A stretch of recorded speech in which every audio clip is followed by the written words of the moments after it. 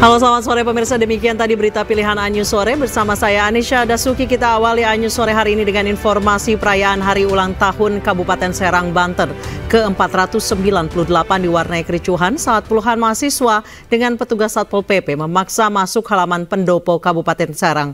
Mahasiswa menilai pemerintah daerah masih memiliki banyak pekerjaan yang belum diselesaikan.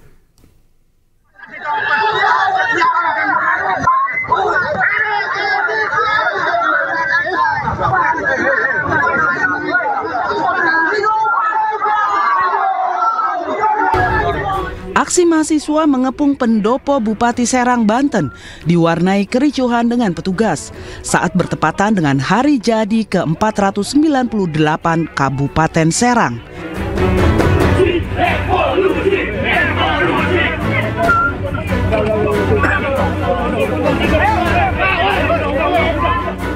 Ricuh terjadi karena mahasiswa mencoba masuk ke halaman kantor Pemkab Serang melalui pintu gerbang untuk menyampaikan aspirasi. Petugas mengamankan salah satu mahasiswa yang diduga menjadi provokator kericuhan tersebut. Seorang mahasiswa mengungkapkan Kabupaten Serang masih memiliki beragam macam persoalan, diantaranya masalah infrastruktur jalan, pabrik miras, kesejahteraan masyarakat, akses pendidikan, serta kurangnya pasokan listrik di lingkungan masyarakat Pulau Tunda. Di mana di Cikande, PT BBI itu hari ini masih aktif memproduksi miras jenis awak-awak. Karena itu, ketika kita sinkronkan dengan tagline Banten, yaitu iman dan takwa, itu jauh dari kata iman dan takwa, Pak. Maka dari itu, kita di sini ingin Pemkab Serang ini menutup pabrik tersebut.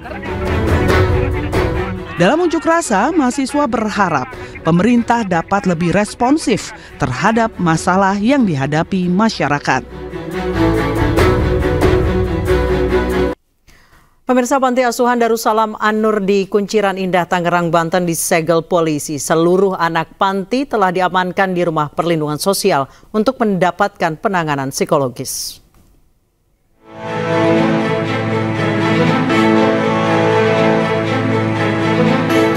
Usai pemilik yayasan ditahan di Polres Metro Tangerang Kota, Panti Asuhan Darussalam An-Nur di Kunciran Indah, Tangerang, Banten disegel oleh polisi.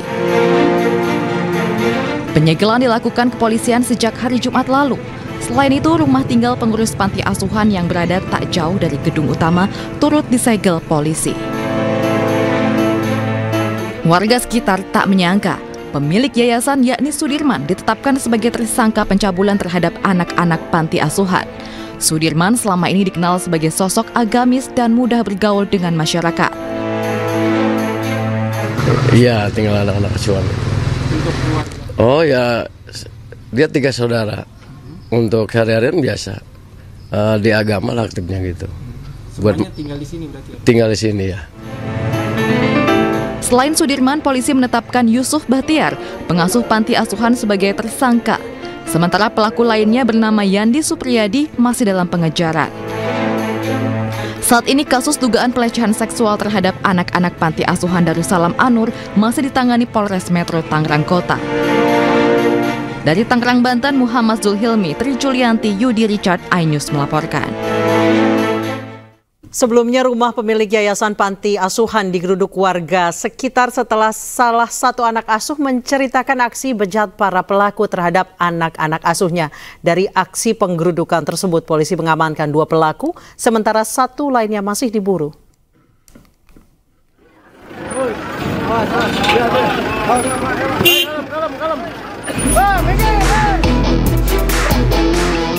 Warga di Pinang, Tangerang, Banten menggeruduk sebuah panti asuhan bernama Darussalam An-Nur. Aksi penggerudukan tersebut viral di media sosial. Warga marah dan kecewa atas tindakan yang dilakukan oleh ketua yayasan dan 2 orang pengurus lainnya mencabuli belasan anak asuh yayasan. Perbuatan bejat mereka terkuak setelah salah satu anak asuh menceritakan perlakuan para pelaku kepada orang tua asuh. Setelah dilaporkan dan kasus diselidiki, polisi dan dinas terkait langsung mengevakuasi anak-anak asuh di Panti Darussalam An-Nur untuk pemeriksaan kesehatan dan psikologis. Trauma healing, ya, pemeriksaan kesehatan, dan juga tes psikotes ya untuk melihat kejiwaan. Nah, untuk hasil akhir mungkin kita masih menunggu kerja dari teman-teman, tetapi secara visual kita lihat anak-anak sudah mulai baik gitu ya. Sementara itu polisi sudah menangkap 2 dari 3 pelaku pencabulan. Pelaku ini kita sangkakan dengan persangkaan pasal 6 huruf C Undang-Undang Nomor 12 Tahun 2022 tentang tindak pidana kekerasan seksual dan atau perbuatan cabul terhadap anak sebagaimana dalam pasal 76E dan 76I Yungto pasal 82 Undang-Undang Nomor 17 Tahun 2016 tentang perlindungan anak dan atau pasal 289 KUHP. Sebanyak 12 dari 18 anak asuh di panti sudah melapor menjadi korban pencabulan. Selain itu, polisi masih membuka posko pengaduan jika ada korban lainnya. Tim Liputan iNews melaporkan. Dan untuk mengetahui informasi selengkapnya, kami telah terhubung dengan Ketua Komisi Perlindungan Anak Indonesia, Ai Mariyati Solihah. Selamat sore, Ibu Ai. Selamat sore, Mbak Anissa. Baik, Ibu Ai, dari kabarnya ada 30 korbannya. Namun hari ini yang benar-benar sudah teridentifikasi 8 orang. 5 anak, 3 dewasa. Seperti apa kondisi mereka, Ibu Ai? Ya, ini yang terdaftar atau masuk dalam daftar pengaduan lapor di kepolisian. Itu sudah ada 7 ya. 7. Sementara yang 12 plus 2 bayi berarti 14 ada di relokasi. Nah, ini juga sedang diidentifikasi, pemeriksaan terus berlanjut dan diduga juga mengalami situasi serupa. Yang adukan ke KPAI untuk diawasi secara intensif ini ada 4. Ya, jadi dengan jumlah yang lainnya masih ada di luar. Jadi belum seluruh terrelokasi karena Ibu Ai, mohon maaf. Jadi seluruh anak-anak itu diduga menjadi korban kekerasan seksual. Betul, seluruhnya termasuk bayi. Kalau yang bayi ini belum kita identifikasi apa-apa ya, karena usianya aja masih di bawah 1 tahun. Ya, masih bayi merah gitu, masih belum bisa. Tapi ini juga masih dalam termasuk salah satu yang kita identifikasi juga gitu ya. Nah, tapi yang di awal ini kenapa 30 orang ini kita tetap ingin satu anak, satu identitas dan satu situasi, karena seluruhnya adalah laki-laki. Ini panti sosial yang sangat unik gitu ya, yang tidak dimiliki identifikasi ini oleh panti lainnya kecuali ada di sini gitu. Sehingga ini yang menimbulkan berbagai spekulasi, sehingga kami betul-betul memberi dukungan kepada pihak kepolisian untuk mengidentifikasi seluruhnya. Kami mengapresiasi yang sudah tercatat, terdata, dan hari ini hasil pemeriksaan sudah ada yang keluar dan sebagian sedang masih berjalan. Tetapi di luar anak-anak yang sudah tercatat ini, kami mohon untuk dalam pantauan KPAI segera untuk bisa diidentifikasi. Itu situasi yang terkini, Mbak Anissa. Baik, Ibu Ai, tadi Ibu menyebutkan bahwa seluruh anak-anak di panti ini adalah laki-laki dan panti asuhan ini telah beroperasi 20 tahun tanpa adanya izin pendirian yayasan. Sebenarnya apakah selama 20 tahun perilaku bejat ini sudah berlangsung, Ibu? Kalau menurut pengakuan anak-anak seperti apa? Ya, tentu ini masih ranah kepolisian ya. Kami pun bertanya hal yang sama. Tetapi dari beberapa yang sudah kami terima pengaduannya, ini memang kenyataannya seperti itu gitu. Jadi perlakuan yang dimanipulasi, ini bagian dari dia bilang bentuk perlakuan takjim pada orang tua asuh gitu ya. Kemudian bentuk dari rasa hormat kepada orang tua itu dengan ya harus siap melayani ketika diminta untuk melakukan tindakan pencabulan. Nah, ini jadi mereka dicuci otaknya seperti itu, Ibu? Iya. Sejak usia berapa? Karena posisi bapak ini kan bapak asuh ya, sehingga dia tuh memberikan nilai-nilai, membrainwash dan manipulasi serta tipu dayanya itu ya ke arah sana gitu, sehingga anak-anak ini kemudian yang tadinya tidak tahu, juga tidak pernah mengalami situasi itu, akhirnya terpapar gitu. Ini yang di awal ya saya temukan sebagai indikasi bahwa bukan soal KS biasa gitu ya, tetapi memang ada tipu daya, ada propaganda gitu ya, dan ada pendekatan-pendekatan supaya anak-anak ini juga melakukan hal tersebut kepada dirinya gitu ya, untuk take and give diantaranya. Itu yang saya lihat gejala yang dilakukan karena dengan sekian lama situasi yang dialami anak-anak ini. Bu Ai, saya ulangi Ibu agar lebih jelas lagi. Jadi anak-anak ini dicuci otaknya bahwa pengasuh maupun pemilik panti asuhan ini mengatakan bahwa perilaku cabul itu adalah hal wajar yang seharusnya dilakukan seorang anak ke orang tuanya, seperti itu? Untuk saya identifikasi bahwa dengan perlakuan ya orang tua, kan ini orang tua asuh ya, kepada anak itu hal yang wajar ketika anak menerima perlakuan itu dari seorang ayah gitu, seorang bapak asuh. Itu yang nilai-nilai itu yang kami sedang verifikasi, kami sedang dalami. Karena ini kan memposisikan orang tua gitu, orang tua asuh. Sehingga ya itulah yang terjalin, anak-anak ini dengan rasa takzimnya, hormatnya, dan tidak mampu, ketidakberdayaan ya, untuk melakukan penolakan dan lain sebagainya. Karena nilai-nilai itu dianggap berterima kasih lah kira-kira, itu yang dilakukan dengan perlakuan pencabulan yang dilakukan oleh seorang orang dewasa terhadap anak ini. Ini yang sekali lagi tentu saja motif ini gitu yang sedang kami terus lakukan pendalaman dengan koordinasi dengan kepolisian, karena beberapa dari ini kan beragam anak-anak ini. Baik ya, Ibu Ai, mereka diperlakukan seperti itu atau ditanamkan nilai-nilai buruk seperti itu sejak usia berapa? Dipaksa untuk melayani dalam tanda kutip? Ya tentu kan beragam peristiwa. Jadi kalau kami berbasisnya dari kepolisian ya, tentu ada yang sudah kurun usia berapa misalnya ya, ada yang ini kan usia rata-rata dari 9 sampai 16 tahun gitu. Jadi ada yang sudah berulang, ada yang baru kali pertama, ada yang sudah berkali-kali, dan ya itu tidak bisa disamakan satu dengan yang lain, Mbak. Baik, terima kasih banyak Ibu Ai atas informasinya, telah bergabung bersama kami di iNews Sore. Selamat sore, Ibu. Terima kasih, selamat sore. Pemirsa, hari ini Jessica Kumala Wongso, mantan terpidana kasus pembunuhan berencana Wayan Mirna Salihin, mengajukan peninjauan kembali meski sudah dinyatakan bebas bersyarat. Jessica datang ke Pengadilan Negeri Jakarta Pusat didampingi kuasa hukumnya Otto Hasibuan. Otto menyebut pengajuan PK ini atas keinginan Jessica yang mengaku tidak pernah melakukan pembunuhan berencana terhadap sahabatnya Wayan Mirna. Otto menambahkan pihaknya membawa sejumlah bukti baru untuk pengajuan PK tersebut.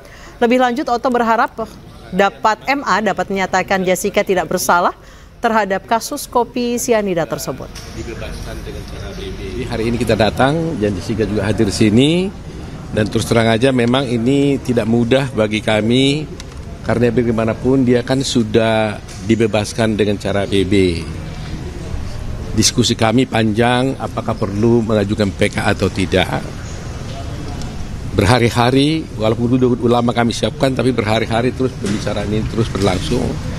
Tetapi Jessica tetap mengatakan saya tidak melakukan perbuatan itu, sehingga sekecil apapun kesempatan yang diberikan oleh undang-undang kepada saya harus melakukan upaya hukum terhadap itu, dia bilang. Nah, kebetulan kita akan menemukan bukti-bukti baru. Ya, ada novum. Ya, ada novum dan juga ada kekeluaran hakim. Tapi mungkin supaya saya lebih bebas dan lebih tepat menjelaskannya nanti, izinkan kami dulu mendaftarkan dulu PK ini. Setelah itu nanti kami akan jelaskan detail-detail apa yang menjadi dasar permohonan PK ini. Berarti begitu ya. Iya, makasih semuanya udah datang. Makasih, biar saya sama pengacara semuanya daftar dulu ya. Nanti kita ngobrol lagi. Selamat ulang tahun ya. Persiapan kamu sendiri seperti apa, Kak? Persiapan enggak. Saya nggak berbuat apa-apa, semua pengacara yang siapin. Sebelumnya, Jessica Kumala Wongso terpidana kasus kopi sianida resmi bebas bersyarat pada 18 Agustus 2024. Jessica bebas usai menjalani 8 tahun penjara dan harus wajib lapor hingga tahun 2032.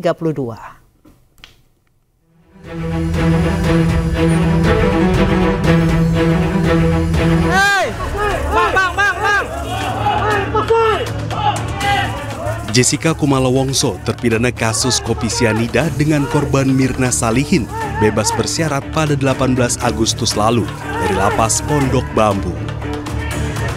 Jessica bebas usai mendapat remisi 58 bulan 30 hari.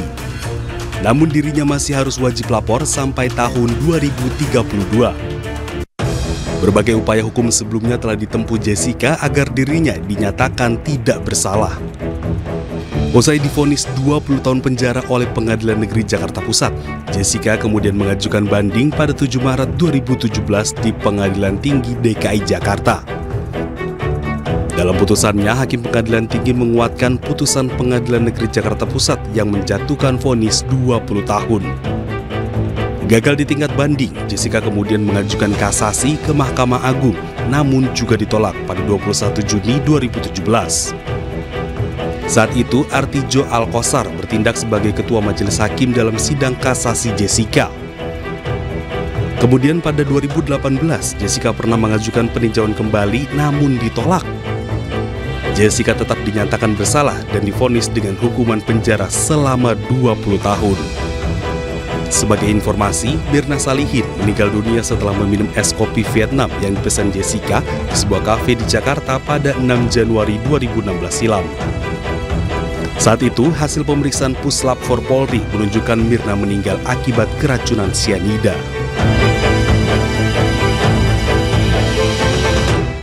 Usai beraudiensi dengan DPR RI, Solidaritas Hakim Indonesia mendatangi gedung Komisi Yudisial pagi tadi. Kedatangan mereka untuk beraudiensi dengan pimpinan Komisi Yudisial terkait tuntutan hakim se-Indonesia mengenai kenaikan gaji dan tunjangan hakim.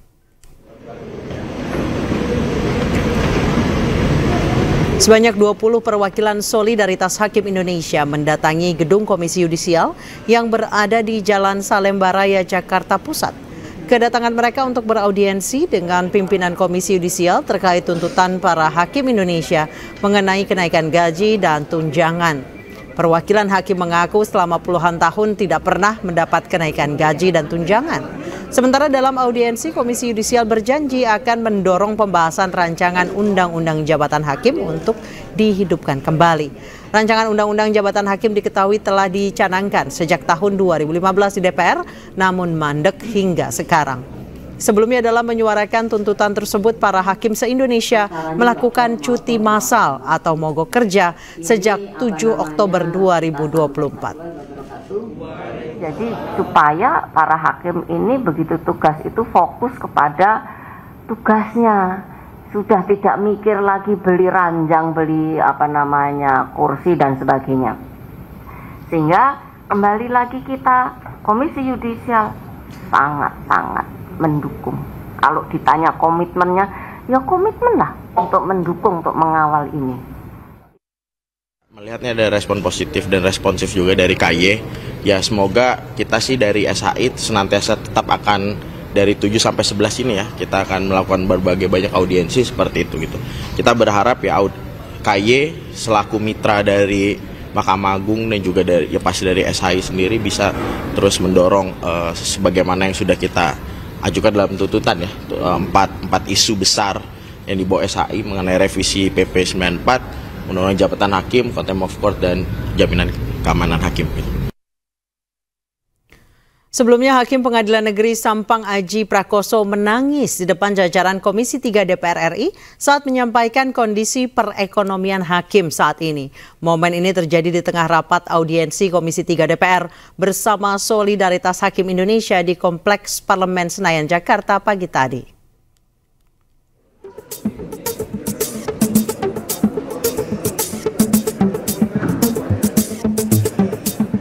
Komisi 3 DPR RI menerima audiensi dari Solidaritas Hakim Indonesia di Kompleks Parlemen Senayan, Jakarta, Selasa pagi. Audiensi digelar untuk mendengarkan keluhan dari Solidaritas Hakim Indonesia tentang kesejahteraan hakim yang terabaikan selama 12 tahun. Gaji dan tunjangan hakim tidak mengalami kenaikan selama lebih dari 1 dekade. Di hadapan jajaran Komisi 3 DPR, sejumlah hakim pun menyuarakan keluh kesahnya. Bahkan salah satu perwakilan, Aji Prakoso, Hakim Pengadilan Negeri Sampang, menangis, menceritakan kesulitan yang dihadapi keluarganya karena keterbatasan ekonomi. Sebelum di Madura, saya ditugaskan di salah satu kabupaten di Provinsi Jambi, di Tanjung Jabung Timur. Orang tua istri saya meninggal, Pak. Kami tidak bisa hadir di pemakamannya. Dan ini tidak cerita saya saja. Ini cerita rekan-rekan saya yang lain juga seperti ini. Memang di dalam persidangan kami sering disampaikan, saudara yang mulia, pimpinan majelis hakim yang mulia. Tapi ada prinsipnya, kami juga seorang manusia biasa.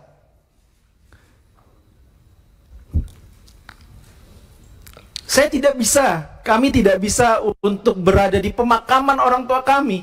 Saya harus menghibur istri saya karena orang tuanya meninggal. Ya, orang tua saya juga. Dan menyampaikan permohonan maaf bahwa kita tidak bisa pulang ke Denpasar pada saat itu.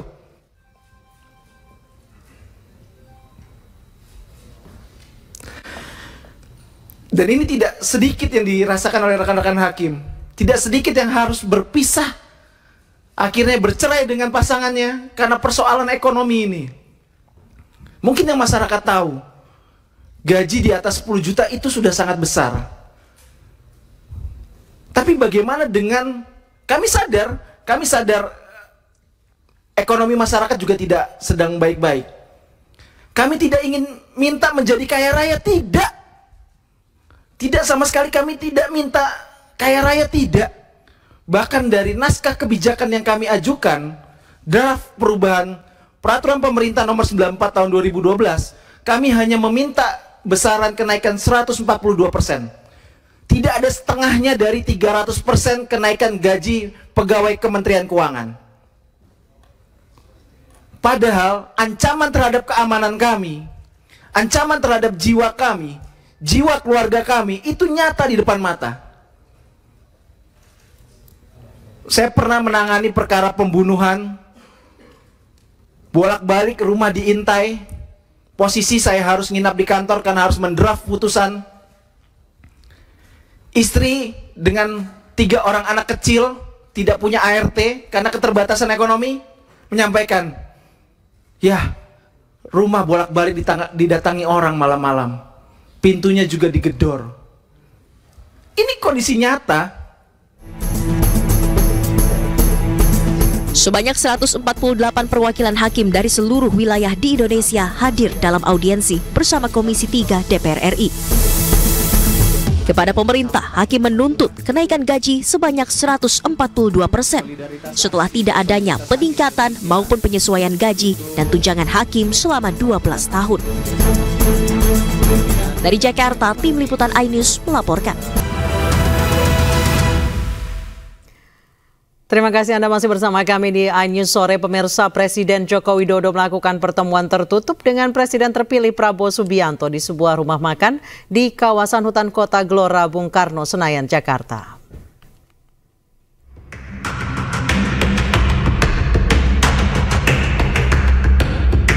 Dari foto yang beredar, Presiden Jokowi dan Presiden terpilih 2024-2029 Prabowo Subianto bertemu sembari menyantap makan malam. Pertemuan tertutup keduanya berlangsung selama 2 jam sejak pukul 7 malam.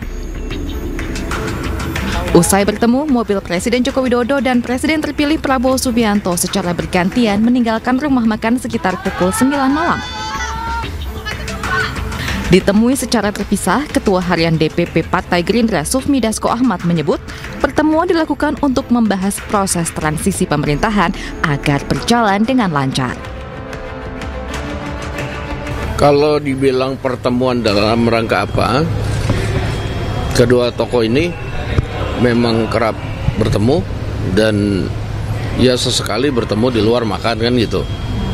Dan pembicaraan saya tidak tahu persis secara rinci apa karena 2 jam lebih, tapi paling tidak saling menukar informasi dan membicarakan soal transisi yang sebentar lagi ada estafet kepemimpinan di tanggal 20 Oktober demikian. Meski tidak mengetahui secara detail, Sufmi Dasko tidak menampik bahwa ada pembicaraan soal kabinet di pemerintahan Prabowo mendatang. Dari Jakarta, Tim Liputan iNews melaporkan. Sementara itu, Wakil Presiden terpilih Gibran Rakabuming Raka kembali meninjau pelaksanaan uji coba makan bergizi gratis di SMA Negeri 70 Jakarta. Kali ini menu yang diberikan per porsinya senilai Rp25.000.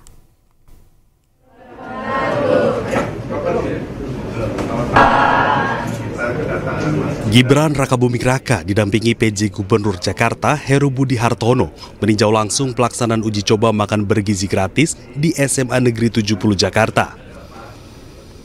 Sebanyak 1.075 porsi makanan bergizi dibagikan sesuai jumlah siswa. Menu per porsinya terdiri dari nasi, ayam bumbu teriyaki, perkedel tahu, salad wortel, dan buah pisang yang setara dengan 450 kalori. Harga Rp25.000 per porsinya lebih mahal dari uji coba sebelumnya dengan Rp15.000. Harga tersebut masih dalam kajian pemerintah untuk menentukan formulasi yang tepat. Jadi menu hari ini super lengkap dan tadi tanggapan dari para siswa-siswi cukup baik. Jadi kita ingin sekali lagi sebelum program ini benar-benar dieksekusi, kita uji cobakan sesering mungkin untuk mendapatkan masukan dari para guru, para siswa, orang tua murid, komite, dan lain-lain. Jadi kita ingin nanti ketika program ini dieksekusi, ini bisa berjalan dengan baik. Karena program ini adalah salah satu program yang paling ditunggu-tunggu oleh para siswa, orang tua murid. Terkait anggaran untuk tiap box makanan, ini memang kita uji cobakan di harga yang berbeda-beda. Makanya tadi saya bilang ke Pak PJ Gubernur, Pak, ini termasuk yang paling mewah yang pernah saya lihat di angka Rp25.000. Kemarin kita uji cobakan Rp15.000. Menunya beda-beda. Sekali lagi ini masih uji coba. Kita masih membutuhkan masukan-masukan dari para guru, murid, orang tua murid, komite, teman-teman media. Jadi sekali lagi ini masih uji coba. Uji coba program ini masih terus dilakukan sebelum resmi dijalankan pada 2025 mendatang. Dari Jakarta, Jen Cahyani, Yudi Permana, iNews melaporkan. Calon Gubernur dan calon Wakil Gubernur Jakarta nomor urut 3 Pramono Anung Rano Karno menemui Rais Syuriah PWNU DKI Jakarta Kiai Haji Muhyiddin Ishak. Dalam pertemuan ini Kiai Haji Muhyiddin meminta Pramono dan Rano bisa menunjukkan keberpihakan terhadap lembaga pendidikan keagamaan.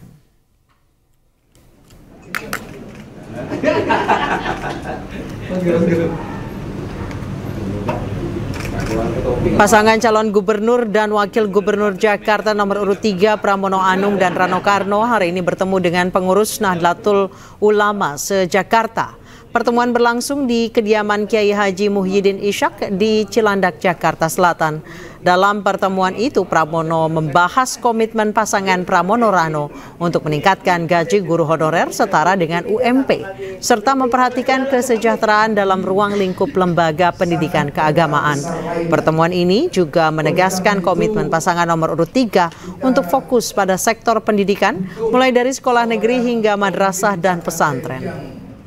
Betul-betul punya perhatian. Hari ini bisa bertemu dengan para kiai yang datang dari seluruh Jakarta. Ada dari Pulau Seribu, Jakarta Pusat, Jakarta Barat, Selatan, Timur, Pusat. Yang intinya adalah bersilaturahmi dan juga tentunya saya mendapatkan banyak hal yang positif.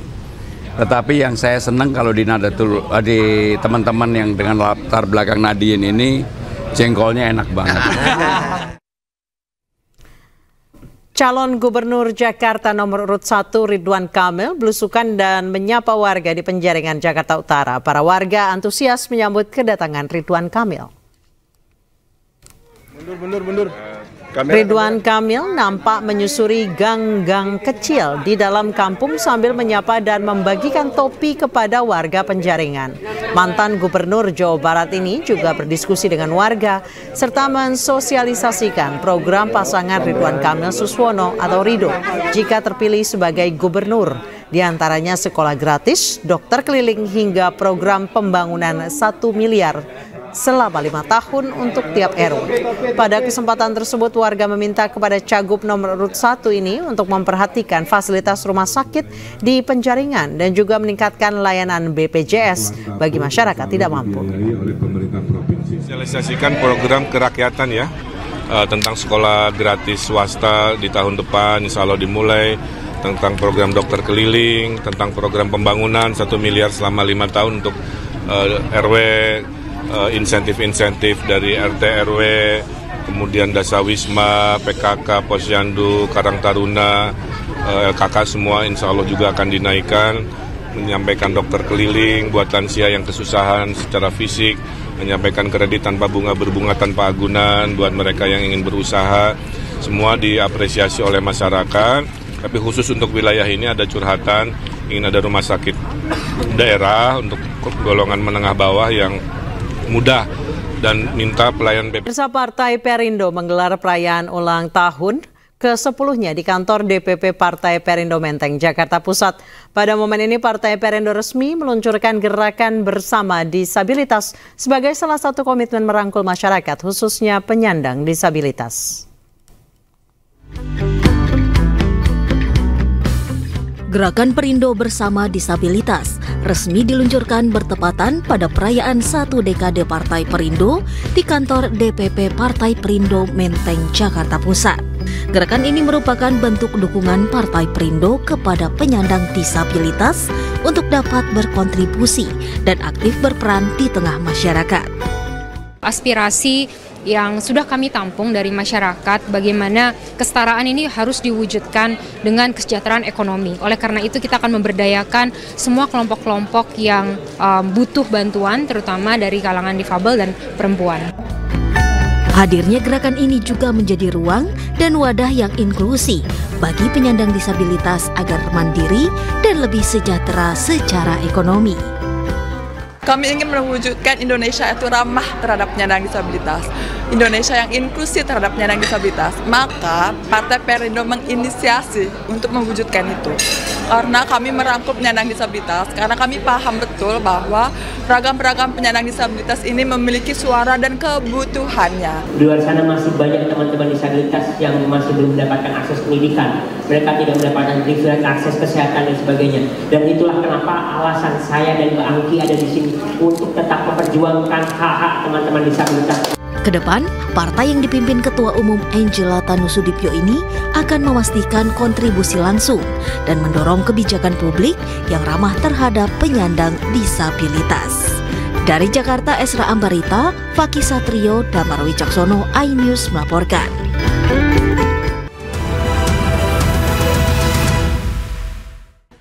Dua kelompok ormas di Kabupaten Bekasi, Jawa Barat terlibat kericuhan saat menggelar unjuk rasa di salah satu perusahaan di kawasan industri Jababeka, Cikarang Utara. Aksi dipicu pelemparan botol minuman air mineral ke mobil komando yang tengah digunakan orasi salah satu ormas.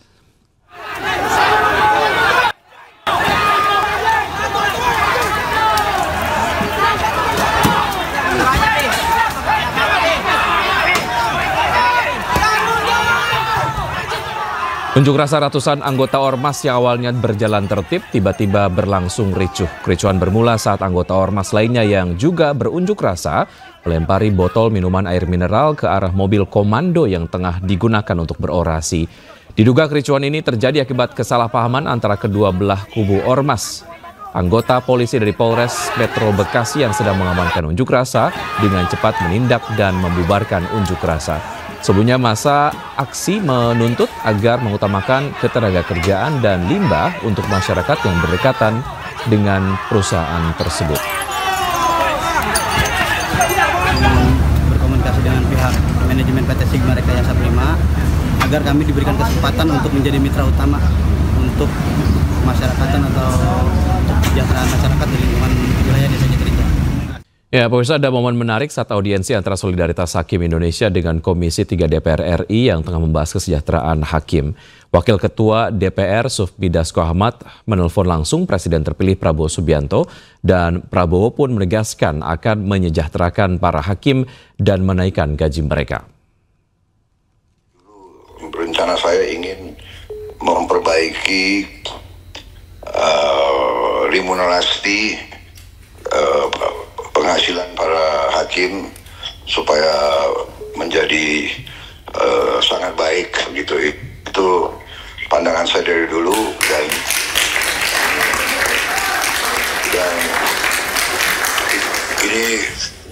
ini bukan janji karena kampanye sudah selesai, jadi saya tidak perlu janji-janji, tapi ini adalah keyakinan saya. Jadi saya minta para hakim sabar sebentar, ya kan? Begitu saya memang menerima estafet, saya menerima mandat, dan saya menjalankan, saya benar-benar akan memperhatikan para hakim, karena supaya negara kita bisa hilangkan korupsi, para hakim yang tidak boleh bisa disogok, para hakim yang tidak bisa dibeli, para hakim harus terhormat, para hakim harus mendapat perhatian dari negara, penghasilan yang memadai sehingga dia punya harga diri yang sangat tinggi dan dia tidak perlu untuk cari tambahan. Itulah tekad saya, itu keyakinan saya.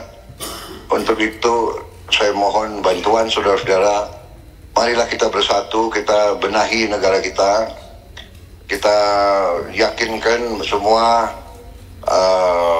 orang, semua pihak, apalagi mereka yang menerima fasilitas dari negara, para pengusaha-pengusaha besar itu bisa bayar pajak pada kewajiban mereka dengan sebaik-baiknya. Kita semua harus bahu-membahu, yang kuat bantu yang lemah, yang lemah kita harus bersatu, jadi negara kita sama-sama akan bangkit, sama-sama akan makmur.